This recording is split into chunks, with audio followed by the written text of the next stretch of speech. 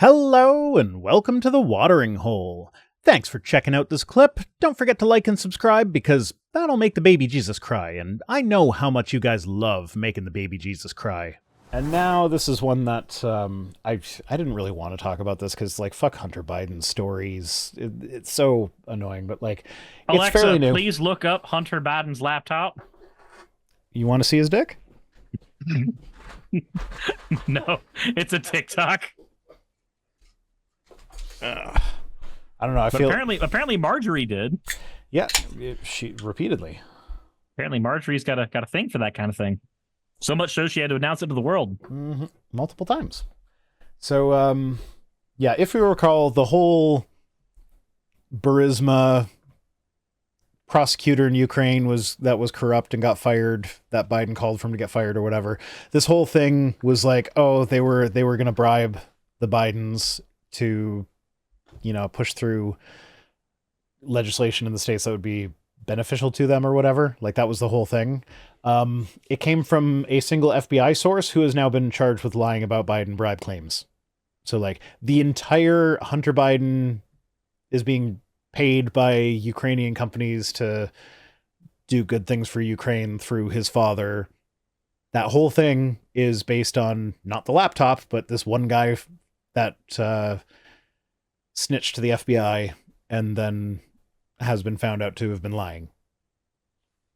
Sorry, allegedly lying. He hasn't been convicted yet, but he's been charged.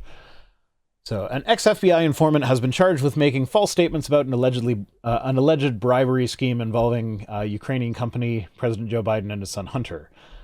Alexander Smirnov is accused of lying about the Bidens accepting payments from energy firm Burisma. He gave false statements to the FBI because he disliked President Biden, not because they were true.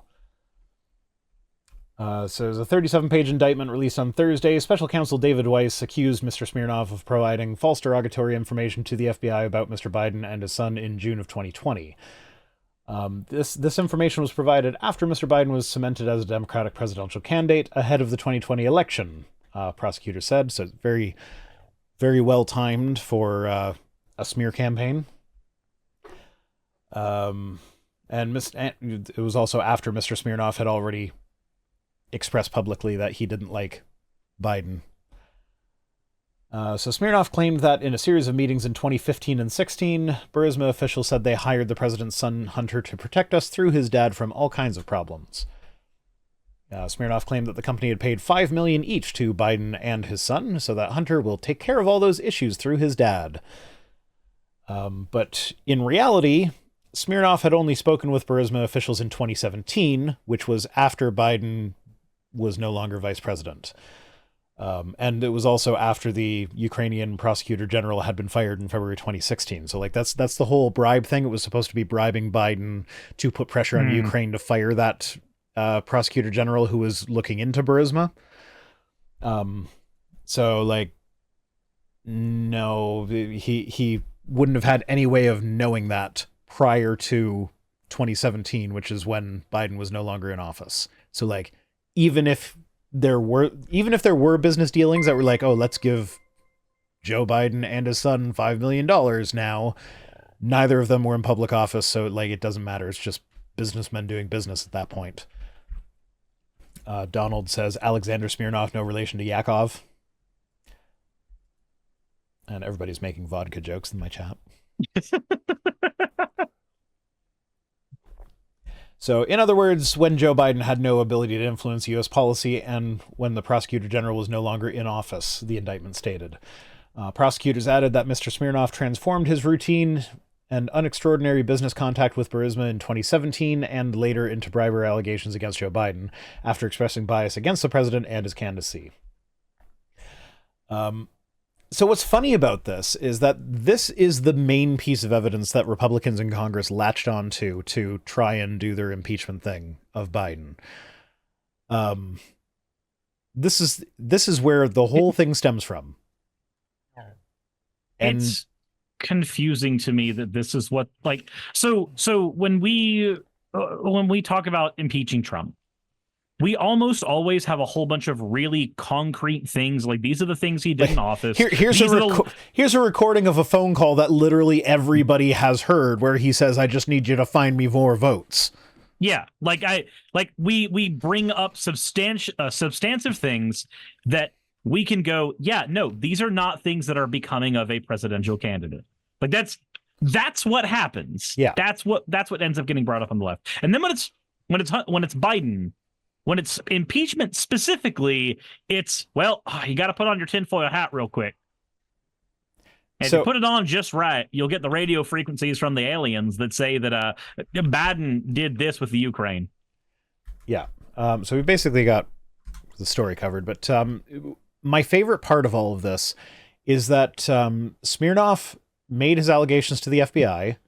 The Republicans found out about it somehow. I forget the details as to how that happened, but like they demanded that the FBI turn it over to them, and the FBI was like it wasn't classified, but they were like, it's unverified and it's really sketchy, and we weren't even going to investigate it because it's so like there's nothing there. It's so very obviously just this guy who doesn't like Biden wants to get Biden in trouble. But because the Republicans made such a big deal out of it, that's why this whole thing happened. Like, he would have gotten away with like the FBI just dismissing him as being like, oh, this is just another crazy crank calling in with a fake tip.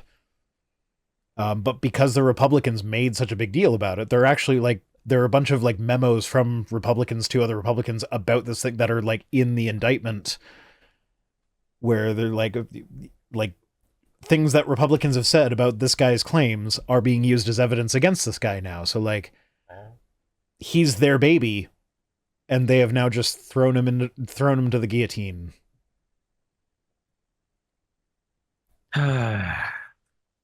Boy, why do we live in this era of electoral politics? Why do we? I'm just curious, Rhina. Can you tell me? Aside from we just happen to be born in a time where we have to deal with Trump's presidency and then all this shit. That's not a satisfying enough answer to me. I don't know, but the last news story is a bit more fun, though, if you want to move on to that. Oh, sorry, I forgot to mention the last one. The previous one was... Oh, God damn it. It was sent to me by a person who requested to remain anonymous, so I could have gotten away with just forgetting that time, but I remembered that you didn't want to be remembered. Okay.